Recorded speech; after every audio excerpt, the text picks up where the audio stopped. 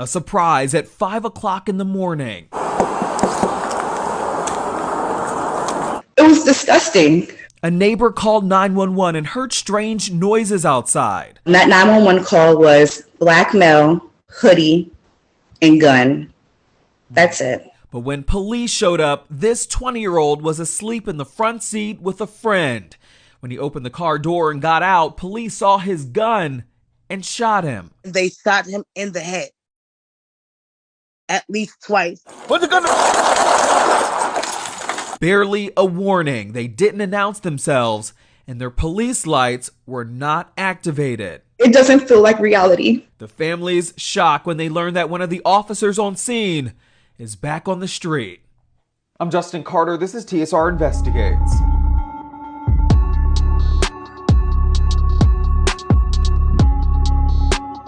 I asked Kenneth Sharp's family what he was like, and their faces immediately illuminated. They said that he was a talker, a social butterfly who loved to dance and who loved to just joke around with people. It's what you'd expect from a 20-year-old that's full of life. But it was a life that was taken away after he purchased and registered a large gun. Days later, he was shot and killed by a police officer. Okay, so condolences to this mother who lost her son. Like I said before, the loss of life is always tragic. No matter how it happens or who it occurs by, it's always tragic. So my condolences do go out to her.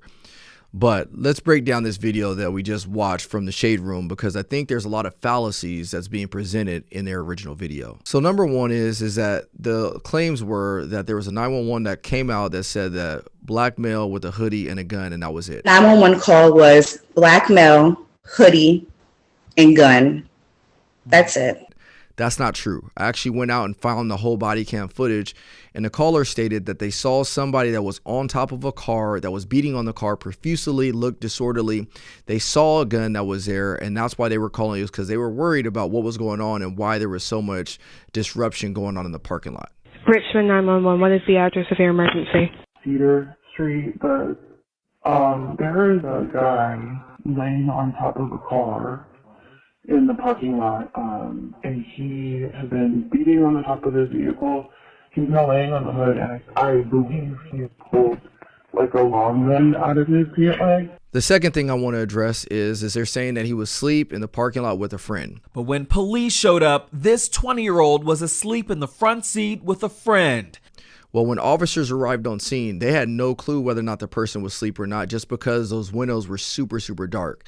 That's one of the reasons why officers will actually pull you over for tinted windows, and that's actually why it's illegal, is because when officers contact people at their driver's or passenger side windows, they want to be able to see inside.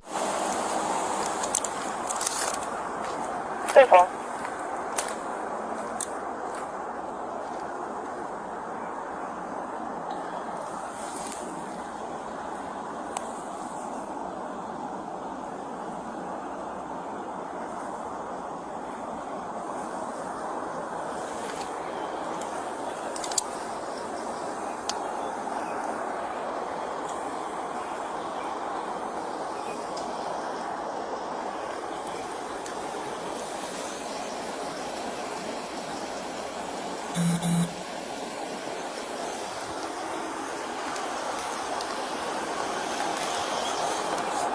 So they were not able to see inside his vehicle, so they didn't know that this person was inside asleep.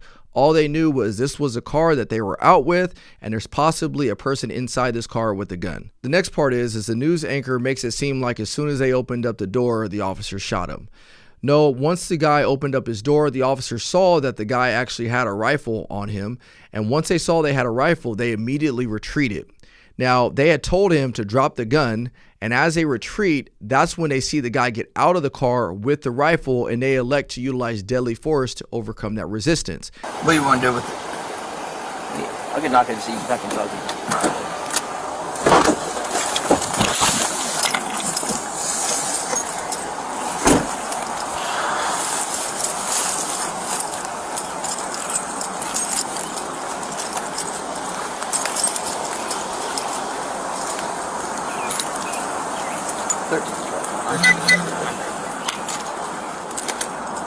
Just 230707 hour.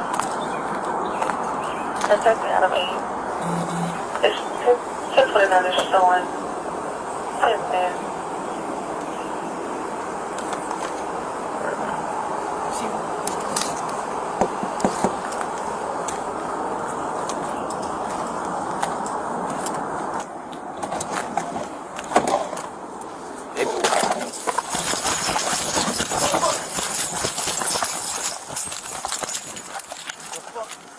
Put the gun.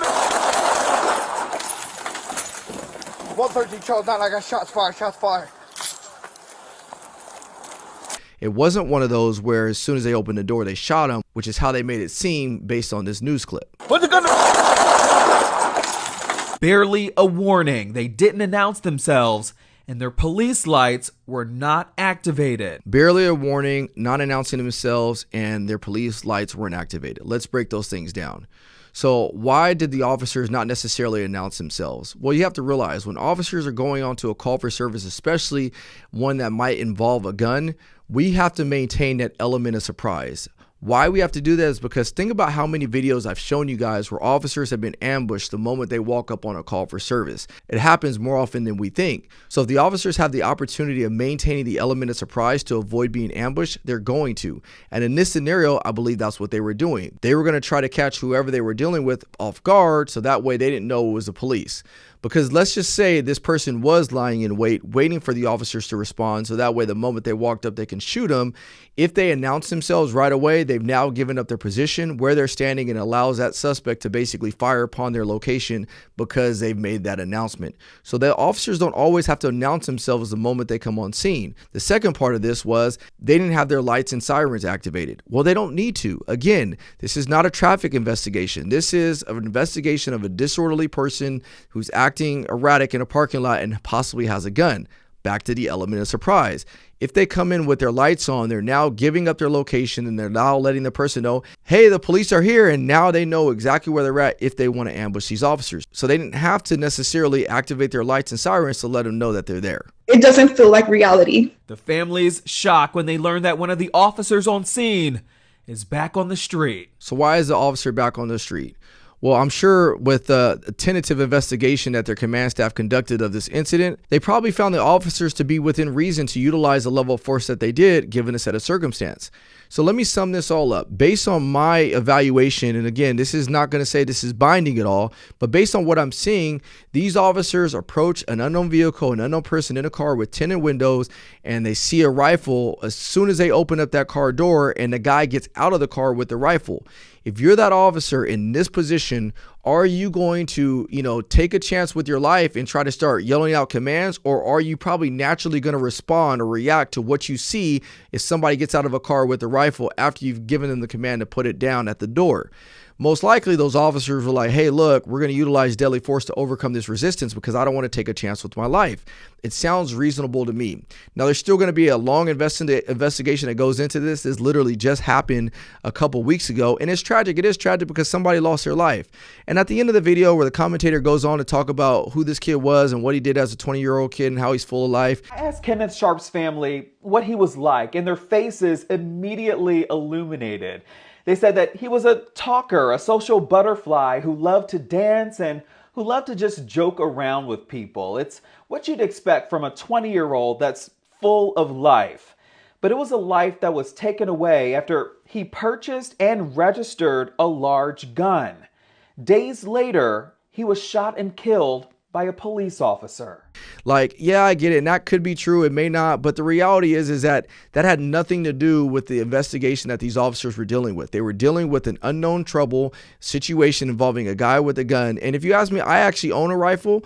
And, at nighttime, I'm not necessarily sleeping in my car with the rifle on my lap. And so this kind of brings me to my last point is if you are a gun owner, yes, it sounds like this is a state where you can lawfully own a gun and possess it, which is great. I'm all about that. But you still should be responsible. One of the last things I want to avoid is having a gun on my lap and sleeping in public, because what happens if an officer walks up on me and I have a gun on my lap? What happens if somebody else walks up on me and they see I have a gun on my lap? So this is where we also have to be responsible. So as a 20-year-old, if you own a gun, it's important to be responsible with what it means to own or lawfully own a gun. So that way you don't put yourself in a compromising position to where officers perceive you as a threat and they have to utilize deadly force to overcome that threat. What do you guys think?